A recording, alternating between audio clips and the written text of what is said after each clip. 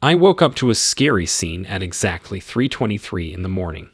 The numbers on our digital clock made that time stick in my mind. There was no sign of Bill in our bed, and screams could be heard from the living room. As I made my way down the hallway, I saw something shocking. William, who is normally calm and quiet, was lying on the living room floor in a complete state of misery. His normally calm and conservative personality, which wasn't affected by even the strongest religious experiences, showed signs of stress that were very scary. He wailed and held his head down, tears running down his face. He looked so different from himself that I thought he might be having a heart attack. My first thought was to pray, but I could feel Bill's pain. He begged God to help him by saying, "The Lord sent me to hell. My body feels like it's going to die. This is too much for me to handle." I kept praying very hard, and after 10 to 20 minutes, he slowly started to calm down, but he was still very upset, like someone who has just been through a very terrible event. I looked into Bible stories to see if this kind of thing had happened before because I was interested and worried.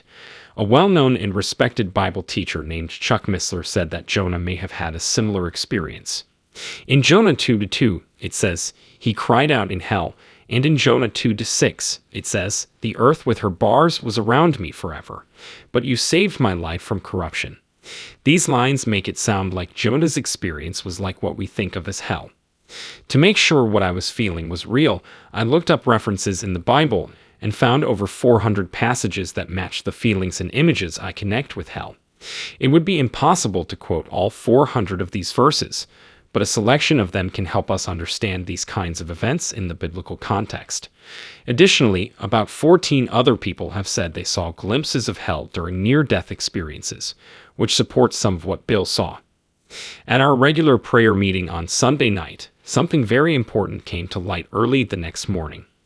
Around 3 a.m., I woke up in a place I didn't know, a jail cell with rough stone walls and bars. There was so much strong heat that it made me feel like my life was in danger. At first, I thought the Lord's presence was lighting up the cell, but it quickly became dark. "And they shall be gathered together as prisoners are gathered in the pit," says Isaiah 24:22. "They shall be shut up in the prison." Similarly, Proverbs 7:27 talks about going down to the chambers of death, which suggests that hell has many rooms, such as jail cells and fire pits. The words "bars of the pit" in Jonah 2:6 and Job 17:16 also make reference to these kinds of situations. It was similar to what these accounts said about my own experience, which showed that what the Bible says about the underworld is also true. In Isaiah 14:19, stones are mentioned, which sets the scene for a detailed and scary account of a meeting in hell. In a vision, I was locked up in a cell with 4 huge beings next to me. At first, I didn't know they were devils because I was hiding the fact that I was a Christian. I later realized what I had been doing. It was estimated that these things were 12 to 13 feet tall. One of them looked a lot like a demon that other people had seen, as shown in a video and reported by Kenneth Hagin.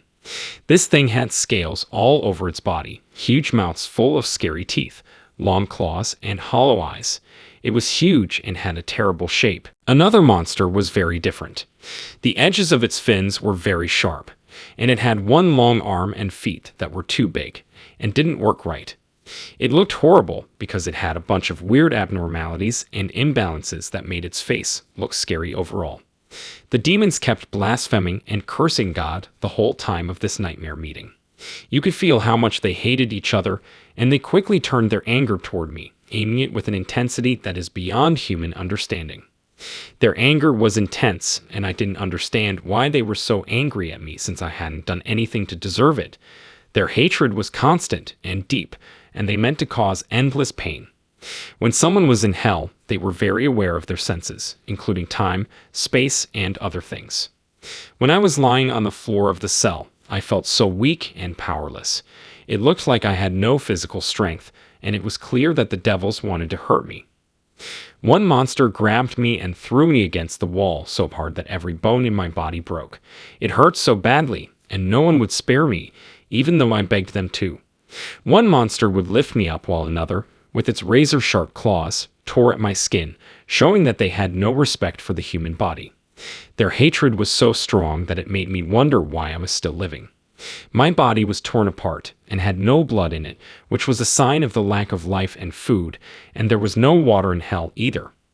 The Bible paints a very clear picture of this kind of pain. In Isaiah 14 to 9:10, it says that hell wakes up the dead and sends out the leaders of the world to fight the damned. Psalm 88 to 4 talks about a deep feeling of weakness by comparing people in the pit to people who have no power at all. The Bible talks about how strong the devil is. Mark 5 to 1:4 talks about a man who was seized by an evil spirit and was so strong that chains and shackles couldn't hurt him. This story shows how much power demons have, which is much greater than human strength. The monsters were much stronger in the vision, so there was no way to fight them. I had no idea what it meant to be completely at their hands because they were so cruel. It's impossible to describe how bad the smell of hell is, a mix of smells so bad that words can't describe them. There was a strong smell of sulfur, burnt flesh, and a horrible mix of rotten meat, eggs, and milk in the air. Imagine the worst smells you can think of, but 1,000 times stronger. That's the awful cloud you would have to breathe in.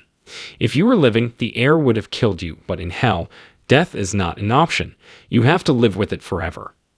Demons slandered and cursed people, and Ezekiel 22:26 says the priests were guilty of breaking God's rules and not knowing the difference between holy and impure things. As it says in Deuteronomy 32:22-24, "For a fire is kindled in my anger, and it shall burn to the lowest hell. It shall consume the earth with her increase, and set the foundations of the mountains on fire." This is exactly what I felt. I will bring them a lot of bad luck. The images of fire, hunger, plague, and deadly forces paint a very clear picture of the pain that was caused. 2 Samuel 22:6 talks about how the sorrows of hell can surround a person like the traps of death closing in on them. "You who hate good and love evil, who strip the skin off my people and the flesh from their bones," says Psalm 32, describing the Philistines' horrible actions. This describes the evil that people believe happens in hell. This cruel language comes from the fact that demons in hell are completely without pity. As Psalm 36:5 says, "Your mercy, O Lord, is in the heavens, your faithfulness reaches to the clouds." This shows that mercy is a divine quality that has nothing to do with hell. In Psalm 74:20, it says that hell is full of the haunts of cruelty, which shows how wicked it is. In hell, there is a big difference between people and devils. People, who are the best thing God made, are always trying to get better and learn more.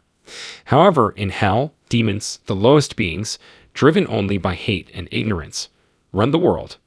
Because these animals aren't smart, they torture and control people's lives in a cruel way that never stops.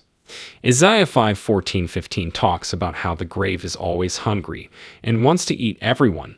So my people have gone into captivity because they don't know. Their honorable men are hungry, and their multitude is thirsty. As a result, the grave gets bigger and its mouth stays open forever. In the same way, Ezekiel 32:24 compares those who go down uncircumcised to the lower parts of the earth, to those who have gone down into the pit and are carrying their shame and humiliation. In hell, there is no way to get away from the devil's hellish punishments. They are in charge and have no mercy or humanity, which makes life a constant nightmare. There is something very unsettling about the idea of being controlled by evil people. Imagine that you are locked up in a cell that is completely dark, darker than any cave or mine you have ever seen. In this complete darkness, it's hard to believe that no one else is there. You try to find your way by remembering where you are and feeling your way to the door. When you finally get outside, though, you'll find a vast empty space filled with the sharp screams of many lives lost. The sound of billions of voices screaming in pain is so loud and intense that it's almost painful. This constant noise and a general feeling of dread create an experience of fear and helplessness that can't be compared to anything else on earth. Words in the Bible describe this terrible darkness and fear.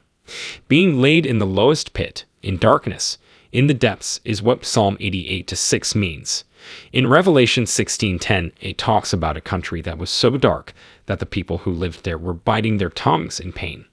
Jude 1:13 talks about wandering stars, for whom the blackness of darkness shall forever be reserved, and Exodus 10:21 talks about a darkness that could be felt, a void that was heavy and real. In that kind of place, the fear is overwhelming, much stronger than even the worst worries of humans. This fear is so deep that it can't be put into words. To show the difference, think about the fear you feel during a scary event, like a shark attack. During a scary event, a 9-foot tiger shark bit my surfboard in half and clamped down on my leg. Still, the fear of hell is much worse than the sheer terror of what happened. The pure, unwavering fear in that hellish world is unlike any fear people have ever felt. This fear is called fear and the pit and the snare in Isaiah 24:17, which shows that it is constant and impossible to escape. In hell, the fear isn't just intense, it lasts forever and can't be overcome. Ted Koppel talked about the loud noise in prisons on Nightline, saying that the constant din was annoying and made it hard to sleep. It's hard to imagine how much worse the noise must be in hell if it can get that loud in jails on earth. Job 18:14 says that the wicked are torn from the safety of their tent and led away to the King of Terrors, a title that fits perfectly with the devil's role as the symbol of fear. The level of fear in that place is beyond anything that can be felt in the real world. It has a depth and an endurance that are hard to understand.